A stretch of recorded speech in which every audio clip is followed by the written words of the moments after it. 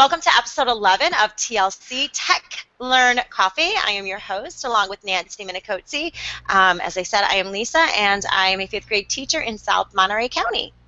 And I'm Nancy. I'm an ed tech coach in Northwest LA County, and I'm setting my timer right now so we'll know when thank 15 you. minutes are up. So to remind you of our podcast focus, we are accessible on your schedule because we have a short video format and we have a question section, so please check out our website at tlc.ninja to get your questions answered. Just put them in there. And we are personalized mobile PD. You choose the focus and listen where you want. All right, so for the coffee portion of our segment today, it is all about coffee having antioxidants, which is one of the biggest sources of antioxidants in the average Western diet. We love coffee. And it's been found to help our body fight chemicals called free radicals. And as a result, some of these studies show that the coffee drinkers are at a lower risk for such things as Parkinson's disease, type 2 diabetes, and heart disease. However, some of the results are conflicting, so do your research. We don't advocate for, like, we're not doctors and all that stuff. All right, so tonight we have Angela Ramos, a 5th grade teacher in LSL School District. So go ahead and tell us a little bit about yourself, please. Well, I have been teaching in the LSL for 21 years now. It's going to be my 21st year. I know. It's a long time. She started teaching when she was 4. Right? Something like that. And she's a fantastic. So, yeah, and I've been, I've gotten to the stage where I can kind of be a little more creative with my curriculum. I don't feel tethered, so I do a lot of reworking of curriculum, and with the new Common Core standards, I felt really free to sort of revamp things because nobody else knew what they were doing either. So that was quite fun for me to start thinking about. That was a beautiful time in education for those of us teachers who wanted to create, though. It was like that freedom that we had been craving. Yeah, and it's been yes, really, I agree. Sorry. Yeah, and I'm finding as I do talk to people across the state, I think different districts have different rollouts, which was it could be problematic. But I'm lucky enough that in our district, there's a history of teacher-centered and student-centered learning, so that makes it really fun. So we were really charged with looking at the instructional shifts, what's different than what was before. And so one of the things that I really picked up on is the speaking and listening, the presentation part, and the collaboration part, which to me was a big, big shift away from what we were doing, which was sort of, seat work, A, B, C, or D, choose the right answer. Now it's much more process-oriented. Sage on the stage. Yeah. Yes. So I do that, in my classroom, and it's starting to also blend into my work doing PD, because I also provide PD on behalf of CTA as part of the Instructional Leadership Corps, which is also tasked with the same thing. So lucky me, I get to work and play doing what I like. So yeah, that's great. And you said you were getting into like strategies for authenticity. What does that mean? What is authenticity, and what are some strategies that you use for that in your classroom? So one of the things that I really, really like starting off with is quick writes. So we basically have a journal. It's just a composition book because they're cheap and easy, and I almost always start and end with some sort of quick write because I actually genuinely want to know what they know and how they conceptualize it. And in my version of Common Core, being able to articulate their learning and being metacognitive is like really super key in terms of, it's what do you know? What do you want to know? What are you learning? How are you learning it? And being able to express that back to me in written form, in a format that I can, because ultimately that's what we want for career and readiness, is being able to articulate your own thinking and how you're you're conceptualizing things. So I start with a quick write. I usually end with a quick, some sort of quick write, a reflective piece. And almost always my objective is, can they spit back the objective to me? But they do it in their way. How, what That's was good. it that they were, yeah, what was it, what were they learning? How did they learn it?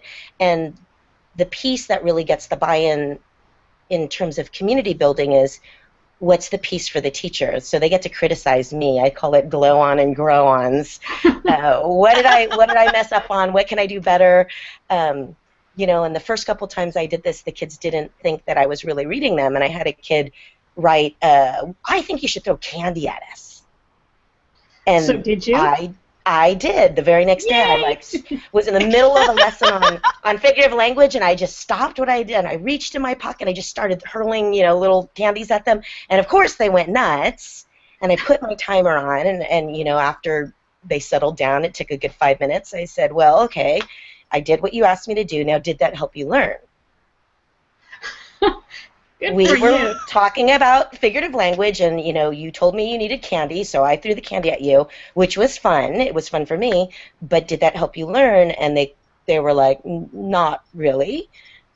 And so I was like, well, then those are probably not the kinds of things you want to give me feedback on.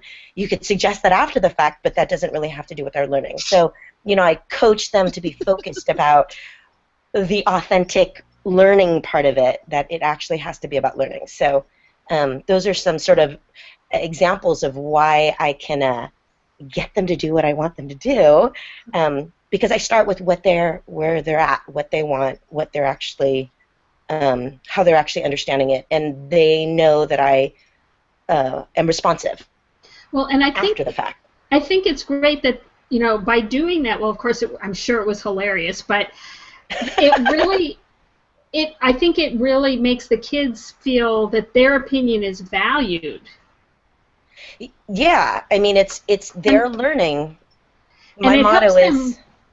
Yeah, and I mean, do you find that it helps them take more ownership? Because, and I do want to hear your motto. I was just going to say, do you find that it helps them take more ownership of their own learning because they can tell you what they need if you're not giving it to them?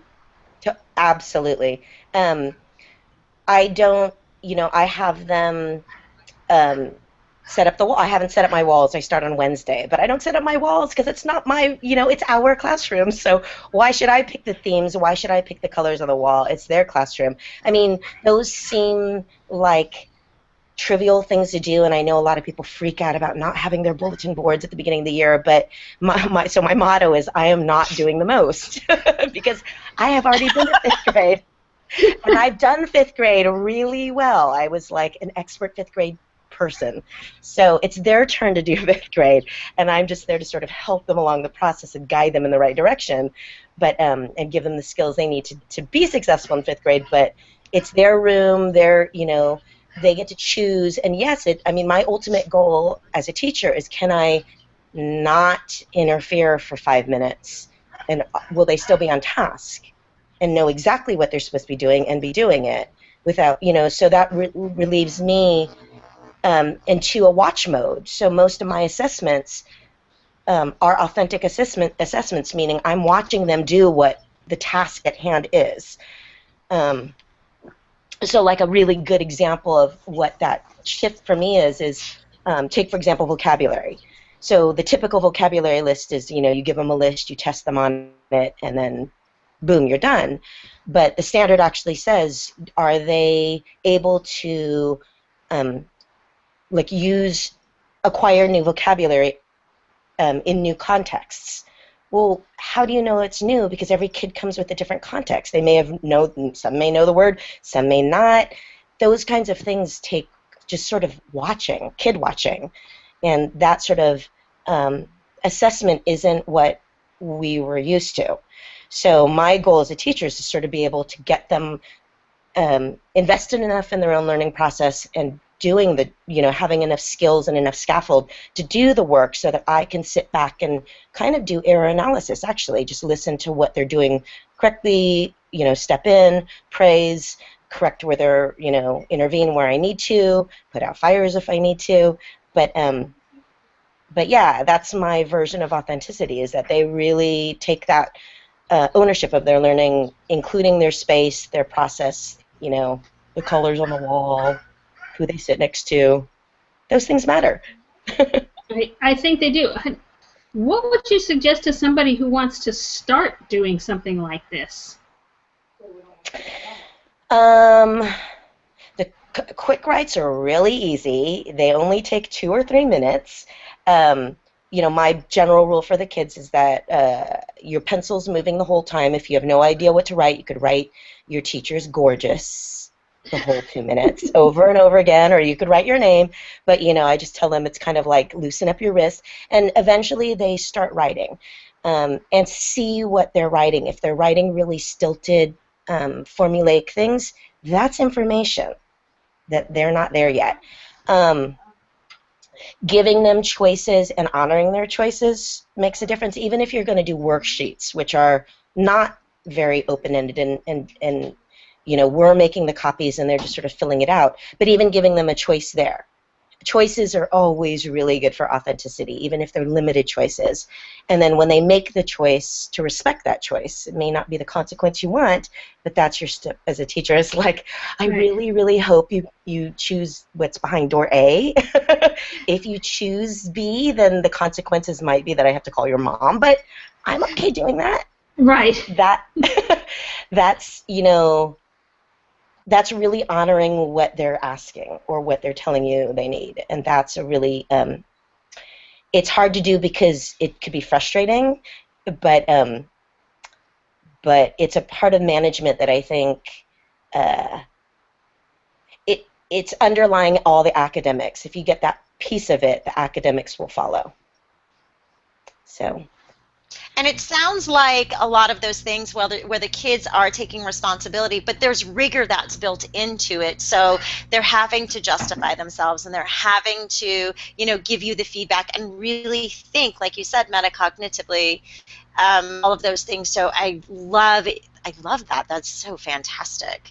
And I keep muting this because my dog is barking in the background. Oh, yeah, we kicked my dogs out. Yeah, and one of the other things that I think is different in my classroom that it wasn't something that I did, 5 years ago, was give them many, many opportunities to revise.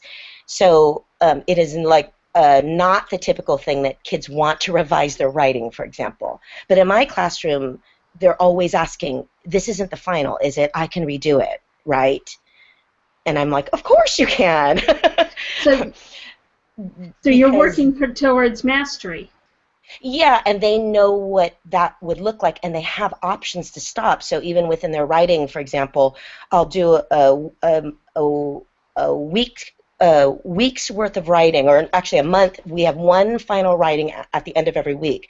So at the end of the month, they can choose one of those for revision, in which case I grade the entire rubric as opposed to just one strand of the rubric. But they know what that rubric is, and they know what we've been working on. And as we go through the year, that those pieces of the rubric should build.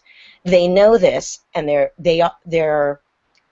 a lot of the times they write their own rubrics. So if we're doing a project, for example, we discuss ahead of time what would be our ideal situation. What would that look like? And then, of course, I bring in the standards of what I'm looking for and how I would know it. So we have a big discussion at the beginning of the year is how can you demonstrate what you know? All the ways we can, and I just have them brainstorm. How do I know you know something? So we take something like tying your shoe, or reading a book, or any of the things they can demonstrate knowledge of. So they end up coming up with things like showing, talking about it, writing about it, drawing a picture, doing a model, and so on and so forth. So we chart those things out, and those become really, they become choices. So they're not always open choices. Sometimes it's test A or test B, or you can do the odd or ooh, the bell. It's the bell. What does that mean? We really do time it. We honor our time it. Yeah. So it's been 14 minutes. You get to wrap up. I wish we had more time, because this is so interesting, but we have to respect our time. Yes, time is good. But I like that. So sometimes the choices are very limited, but sometimes they can have a wider variety. They can have a wider variety, yeah. So Last thoughts? Last thoughts. Go forth and teach. Have fun, because if you're not, no one else is either. That's probably a good tenet to have authenticity, is have it interesting and fun for you. Because that's great. They'll catch on. That's awesome. Great advice. Thank you, Angela, so much for joining us. We appreciate it. And with all of our technical difficulties today, we also appreciate your patience. Thank you for hanging in there with us. Thanks for having me. This has been fun. Oh, thank you so much. All right, catch us next time on TLC, and I think we're going to be doing it on August 29th.